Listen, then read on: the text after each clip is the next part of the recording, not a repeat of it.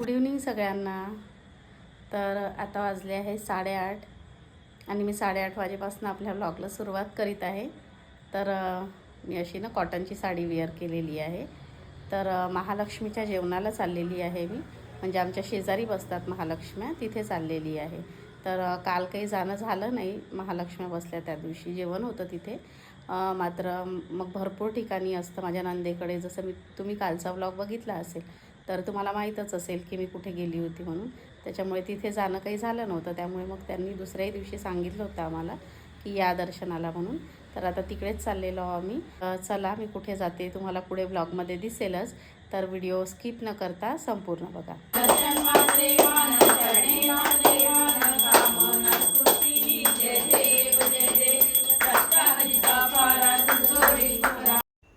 Good evening सगळ्यांना. तर आता वाजले आहे 8:30 आणि आता आम्ही सगळे चाललेलो आहो महालक्ष्मीच्या दर्शनाला. तर आमच्या घराच्या बॅक साईडला शेजारी आहेत आमचे, तर त्यांच्याकडेही महालक्ष्म्या बसत असतात. तर दरवर्षी यांच्या इकडे आम्ही महालक्ष्मीच्या दर्शनाला येत असतो.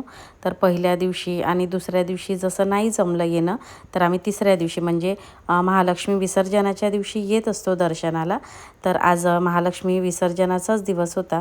तर आम्ही सगळे दर्शनासाठी आलो होतो त्यांच्याकडे. तर बघा त्यांच्या इकडल्या महालक्ष्म्या खूप सुंदर आहेत.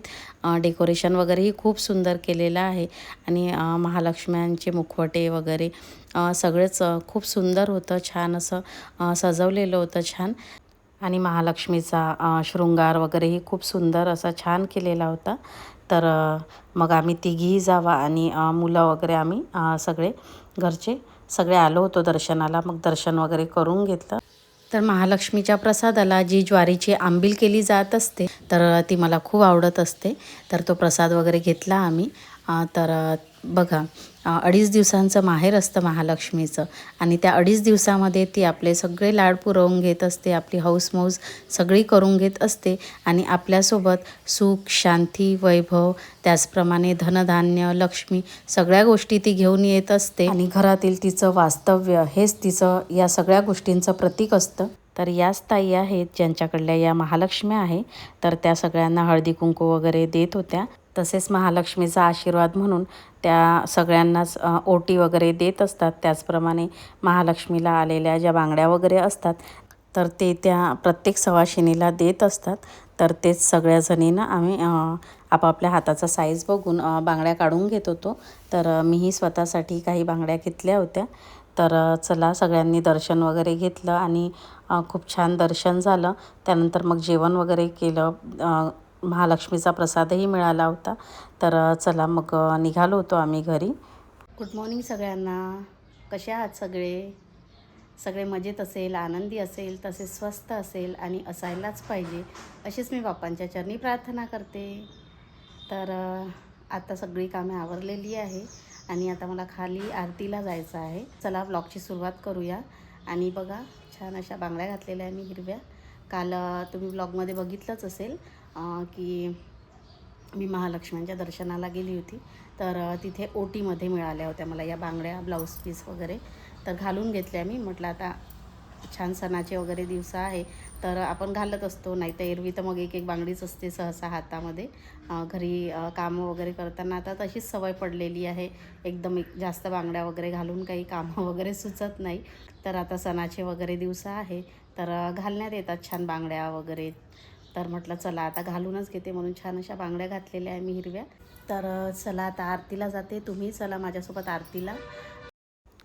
तर मग मी खाली आरतीला आली होती. तर पूजा वगैरे करून घेतली आणि सकाळच्या वेळेस घरी जास्त कोणी नसतं आरतीला. आज साक्षी जायची होती त्यामुळे तीही होती आरतीला. नाहीतर मुलं तर शाळेत गेलेलीच असतात सगळी आता सकाळच्या वेळेस. संध्याकाळी सगळेच असतात.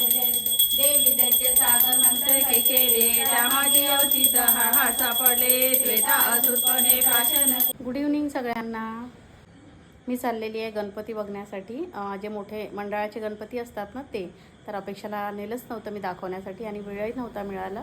तर आता थोडा वेळ होता तर म्हटलं चला दाखवून आणते. आणि छान तिथे प्रदर्शनी झुले वगैरे पण लागलेले आहे. तर चला जाऊन येऊ आपण.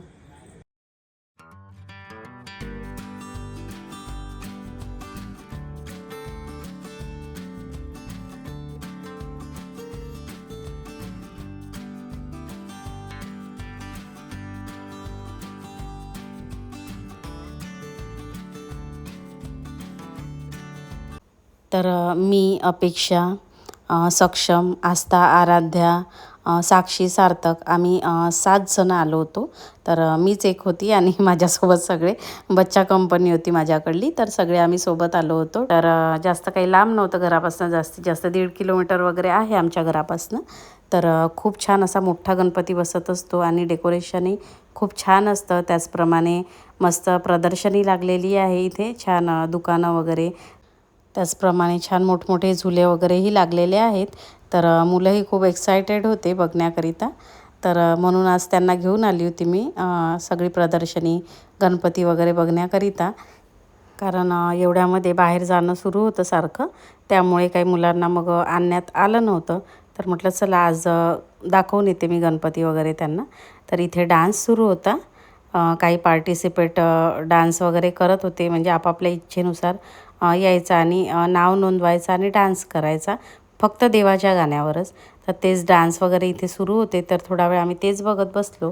तर मुलं खूप छान डान्स करत होती तिथे. तर त्यांनाही मग नंतर बक्षीस वगैरे सगळं देण्यात आलं होतं.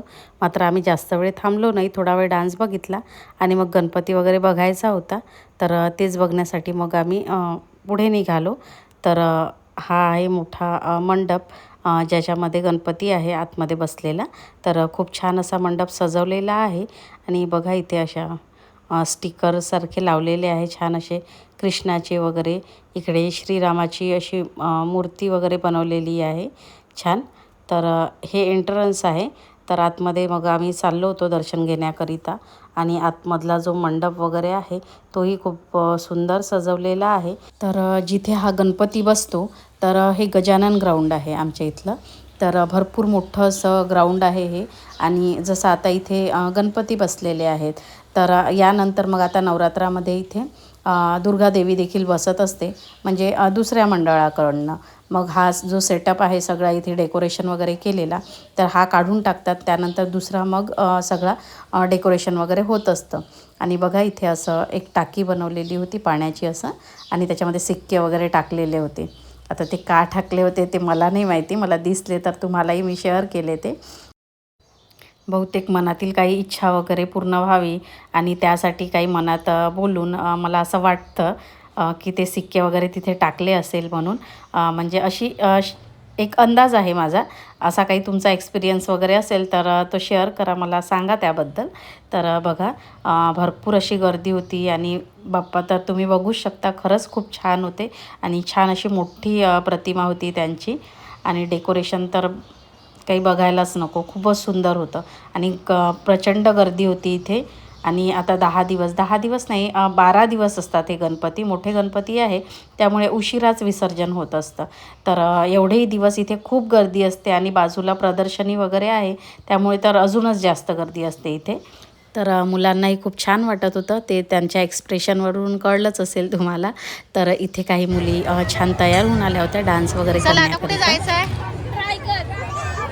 ड्रॅगन पॅलेस चला. तर इथे छान अशी दुकानं वगैरे लागलेली होती भरपूर. त्यानंतर इथे बाजूलाच मग सगळे झुले वगैरे लागले होते. तसेच भरपूर खाण्याच्या पदार्थाचे स्टॉल वगैरे पण लागलेले होते. तर तिकडेच मग आम्ही आलो होतो, कारण मुलांना झुल्यावर वगैरे बसायचं होतं. तर बघा इथे आस्था आकाश पाळण्यावर बसलेली आहे. तिथून ती सगळ्यांना हाय बोलत होती. तर अपेक्षाची जिद्द होती बसायची, पण मी तिला बसू दिलं नाही, कारण लहान आहे ती आणि वर वगैरे जेव्हा तो झुला जातो तेव्हा कसं होतं हे मला माहिती आहे. म्हणून मी म्हटलं घाबरली वगैरे तर उगाचच नको, म्हणून तिला मी नाही पाठवलं. आस्था गेली, कारण आस्था आता तिच्यापेक्षा थोडी मोठी आहे. तर अपेक्षा, आराध्या, सार्थक आणि सक्षम हे ड्रॅगन झुल्यावर गेले होते. तर म्हणजे माझी लहानपणीची एक आठवण आहे जी मला आता आठवली, तर म्हटलं चला तुमच्यासोबत मी शेअर करते. तर मी आणि माझी लहान बहीण मोना, तर साधारण आम्ही अपेक्षापेक्षाही लहान होतो. तर असंच कुठेतरी प्रदर्शनी बघण्याकरिता गेलो होतो पप्पांसोबत. तर या आकाश पाळण्यामध्येच आम्ही बसलो होतो तेव्हा. तर जसा तो झुला वर गेला होता आणि त्यावेळी म्हणजे असं व्हायला लागलं होतं, खरंच आमचे एक्सप्रेशन अक्षरशः आम्ही दोघी रडायला लागलो होतो आणि इतकं ओरडत होतो की आम्हाला खाली उतरवा म्हणून. तसंच त्या भैयानी ती राईड तर कंप्लीट व्हायची राहिली, बस खाली आणला आणि आम्हाला उतरवून दिलं होतं खरंच. तर तेव्हापासून मला इतकी म्हणजे त्या झुल्याची भीती वाटते की मी त्यानंतर कधीच त्या झुल्यामध्ये बसलेली नाही आहे. त्यामुळे मला असं वाटतं की अपेक्षाही घाबरेल म्हणून. आता मोना त्यानंतर बसली का, म्हणजे माझी लहान बहीण, ते मला माहिती नाही. परत त्या गोष्टीचा कधीच अनुभव घेतलेला नाही आणि कधीच मी परत त्यामध्ये बसलेली नाही त्या झुल्यामध्ये. तर तुमच्यापैकीही कोणाचा असा अनुभव असेल तर नक्की कमेंटमध्ये सांगा मला. तर आता सगळे आम्ही घरी जाण्याकरिता निघालो होतो. तर चला इथेच आता व्लॉगचा एंड करते. तर आजचा व्लॉग तुम्हाला कसा वाटला ते मला नक्की कमेंटमध्ये सांगा. आवडला असल्यास लाईक करा. जर आपल्या चॅनलवरती कोणी नवीन असेल तर चॅनलला सबस्क्राईब करून घ्या. तर भेटूया अशाच एका छानशा व्लॉगमध्ये. तोपर्यंत बाय बाय.